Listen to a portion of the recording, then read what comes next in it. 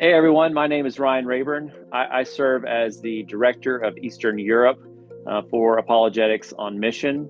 I wanted to bring to your attention kind of a unique community with that AOM serves. You're probably familiar with many of the people who AOM serves, and AOM's story started really in Uganda, and that and Ben and others saw a need there because not only did people in Uganda and other places in Eastern Africa, they weren't aware of apologetics. They really just didn't have the resources. And so AOM was able to bring those resources to people there. And that's kind of where it all began.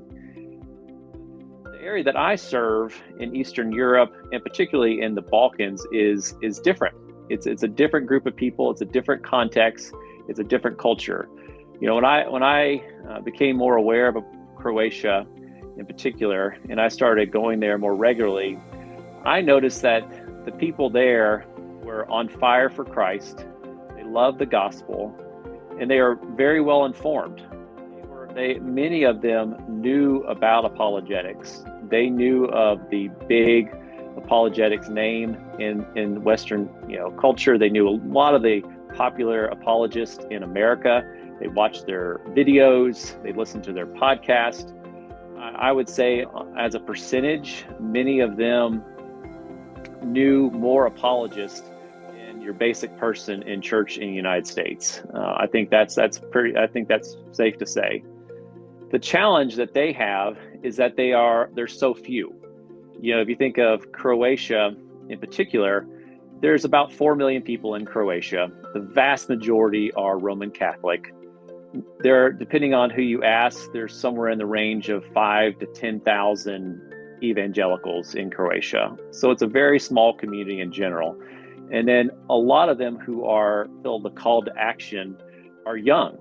And so they are young, and they don't have the resources to get beyond their borders and to do much more than kind of what's in front of them, which in some ways that's great. But what I noticed, and where my heart kind of leaned into for them, was that wow, these many of these people here are young and super smart and super talented. And I feel that people need to hear their story and be made aware of them outside of Croatia and the Balkans, because they can do so much for his kingdom. And so our strategy in Croatia and the Balkans in particular has shifted a little bit. It went from taking resources and making awareness to bringing up leaders and empowering them and connecting them to people, not just in Croatia, but also in Slovenia and Serbia and Bosnia and all the surrounding areas.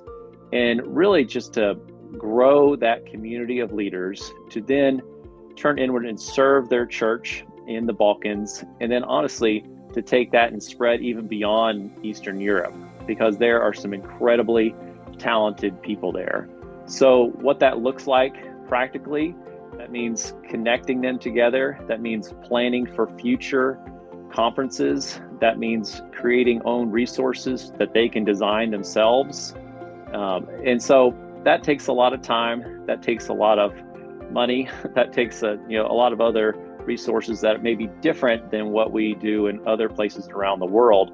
But I think it's so valuable, and it'll have a long-term kingdom impact. So my call to action for you is, when you're thinking about Giving Tuesday this year, is focus. We're thinking clearly about the Balkans and what we can do for them. And this might look different than what AOM has done previously, but it's no less important. And I think it will do a lot of good work for the kingdom.